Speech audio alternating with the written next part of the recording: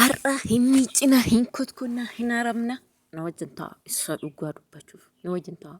Miicee ka'een waan hin kotkotuun qaba. Achi immoo waan hin haramuun qaba. Achi immoo waan isin agarsiisuun qaba. Na wajjin tura amma dhumaatti. Okay? Amma dhumaatti.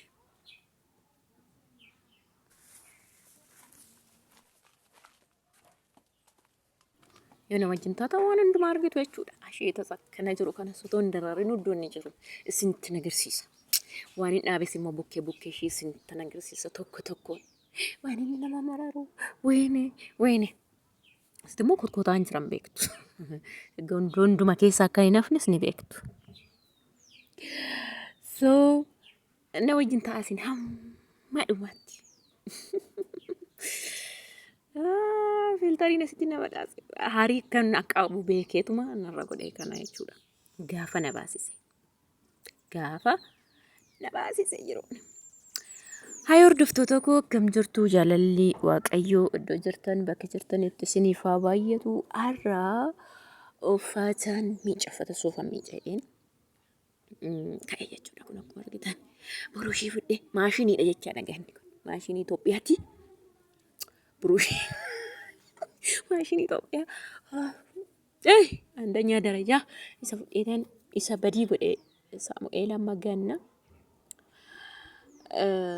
itti nudhisiisa jedheen dhugaa waaqayyo yeroman gadi ba'u dhabee ijoollee soofaa iddoo taa'an irraa uffata isa duraanaan kukkute haaree inni kun immoo hadiidha immoo cucaata daqiiqa sekundiitti deebifta yoom namni ullatti seenetti immoo cucaata irraan taa'u so akkaataa miica torbanii amma dhoqqeedha haaluma fiigaa caaf godhee dhufee irratti ol ba'a adii waan taateef chaawu.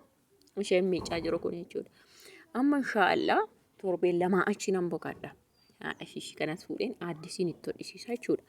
Nan jedhu muluu isaatti otoo hin taane iddoo taa'an sana irratti jechuudha. Inni gubbaa noormaali addisiifame soofaa namti isaatiiyyuu. Reef erga bitamee waggaa 6 ta'a.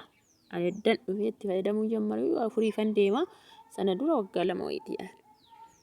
So alaala iddoo xuriif iddoo addisiisa akkatti beekamu adda bahe. Kun dugda duuba soofaa isa taa'u. Nutsu siyaabeere. Ala iddoo xurii isaa ilaala bageeta. Wal biratti ilaala. Adiraa waaqa wal biratti ilaala. Torban tokkoon gootu dhugaa waaqa. Kaninan silaa ijoollee yoo argate dhiisi. Guyyaa kana 20 ol ba'u. Manni ishii uma waan taate. So harkaan immoo isin hin baatu uffatiittiin yeroo xurii akka malee itti qabde. Buruushii kanaan ta'e malee buruushii duraan hin beeku ani uffata kukkuta'ee yaada garuu baay'ee nama barbaachisu uffata daa'imaa fa'ifis isa caf godhiitan isinitti deebi'a gaa'echaadha amma gara innaan kana xumuree waan hin hojjedhuutu jira waan baay'eetu jira isinitti agarsiisa. Innaa dhugaa waaqa dubbachuu fi Itoophiyaa keessa maal isin barbaachisa seetan jiru keessan innaa jiru seentanii min bixafa. Maashinii uffata tokko jedha sun dhugumaa mana keessatti kan isin barbaachisu. Firiijii 2 jedha. Isuma dhuguma. Isa daabboo inni hulatanya darajaarra jira. Maaliif seetan?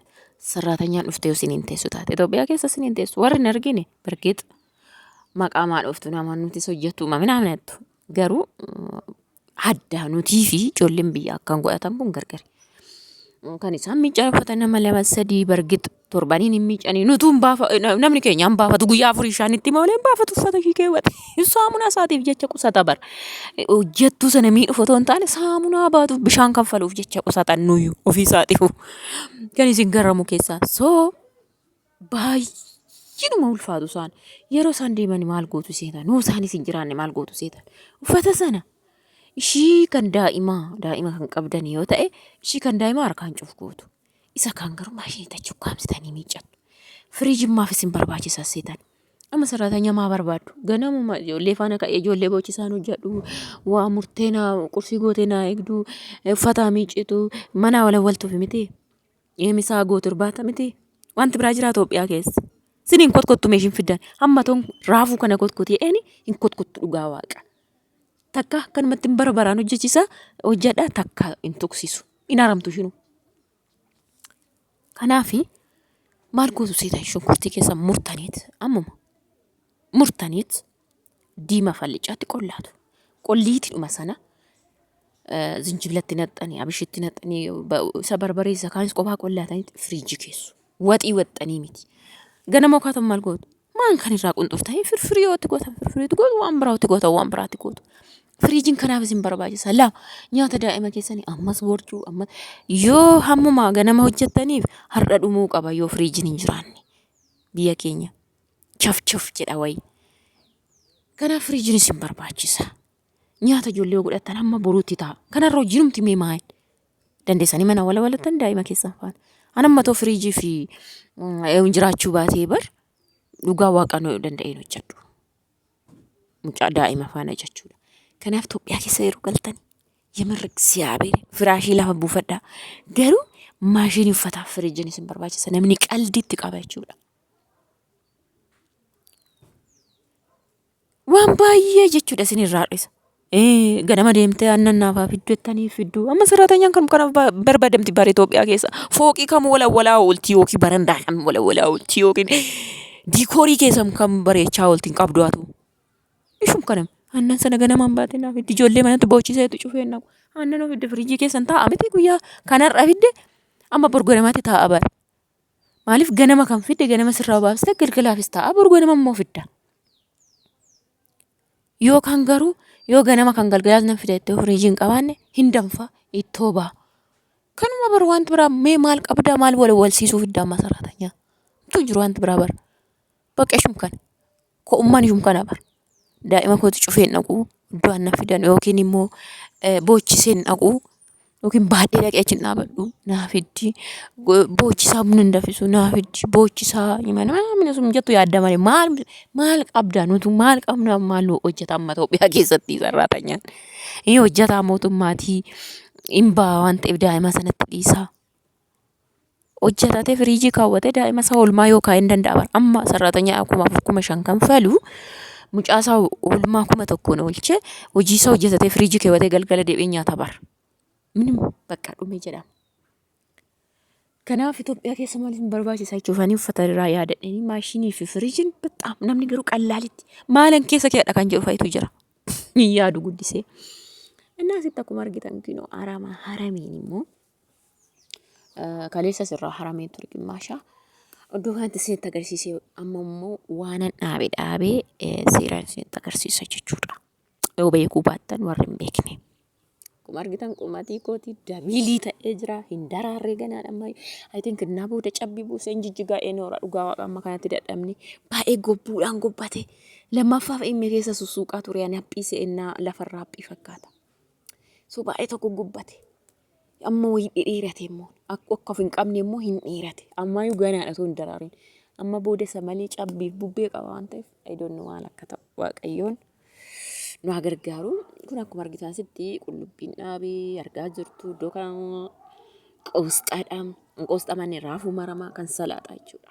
Akkati ishiin bareeddee naa baate iddoo kanatti ishii yeroo tokko nama fayyaddi garuu kun ammoo marraa cabsita kanarra bukkeen oo daraarte tol baatee sanyii godhatti malee yoo isin hin fayyaddu si'um tokko irraa cabsattu kan eenyu salaaxaa kana.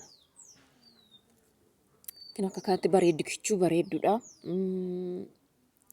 Qaaraas gidduu dhaabee garuu gara biraas qophaa dhaabeera. Daanqonna jalaa fixxee jirti garuu qaara.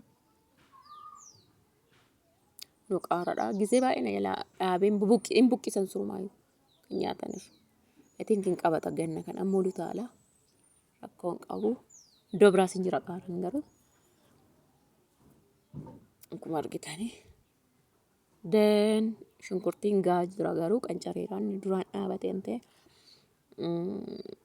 Iddoo kana hundeen isaa gugurdateera beekatumaa xuuxxatu jedhanii malee nama raareetumani malee kan buqqisanii fayyadamanidha garuu daraaraa isaa yeroo ulaalii godhatanii keessaa bareedanii ture akka rabaa sana beektu. So asitti raafuu zim jedhee binni godhatu hindaanqoo guutanumtu cabsanuu isaan kun bicha hin baane. Tu hindaanqoon jiraachuu baatan qallaalis hin fayyadu. Dhugaa waaqa lafa facaaftanii waan baay'ee irraa nyaadha ture. Xiiqiidhumaan iddoo kana ga'e malee hindaanqoon nama hin teessisanii jechuudha. Naannoo kana iddoon facaase waan ta'eef haftee san facaaseet inni kuni namni nam fudhadhaa jedhee isaaniif kan ol kaa'ee fudhata iddoon dhaabuun qabu. Isa bichaa osoo hin dhaabe yoo ga'e maalatti godha. Iddoo timaatimii kun tasuma geesse Innaa roobeen diimatu timaatimiin bartaniin tortora deebisee dagahee ka'e. Shumburaan jira iddoo kana, kaarotiin jira, raafuun maramaan jira, raafuun cabsatan jira, wal keessan godhe immoo iddoo kana. Deen iddoo kana immoo boloqqeetu jira. Daari'aan hin dhaabe immoo isa kana. Boqqolloon gobbuu waan ta'eef akka barreen gaddaa boqqolloo keessa hin dhaabne daariin dhaabe jechuudha. Kana fakkaataa kun akkuma argaa jirtan. Isa kana fakkaata kun. Maashaallah Yesuus simii akkatti natti tole immoo boqqolloon barana maashaallah jedha. Inshaallah. Maashaallah dhugaa baay'ee naa tole. Otoon muluudhaa facaaseen jedhe daarii kana ishee. Otoon immoo facaasee balballi nan mul'atu nagaa addeessaa. Gadhiidha sirrii miti. Otoon amma daarii kanatti facaasee sirrii miti jechuudha. Dan iddoo kana dhufee kun akkuma argitan waan argin dhadhaabaa akkuma argitan iddoo kana. Avokaadoon innaa bareedduu argadde firee isaa iddoo tokkoon kaa'aa ture. Naa yaa'ee jira baay'eensaa. Muluu miti. Muluun fayyaa bareedduu hin taane dhagaa keessi isaa guddaa maal siin fayyada. Baay'een naa biqile. Shonkoorris irraa mummurraan kun bibbiqilaa jira. Yeroo darbe akkam irraa mummuree argitanii. Iddoo kana immoo bagduunes akka jiru argaa jirtu. As keessa kun ol ba'aa jira jechuudha avokaadoon. Mirxii isaa ishii keessi ishii dhagaan xixiqqoo avokaadoo gurraacha magariisa kanaan as keessa naqee jechuudha ol yaa'aa jira. Akkuma argitan baay'een naqee ganaa ol ba'a.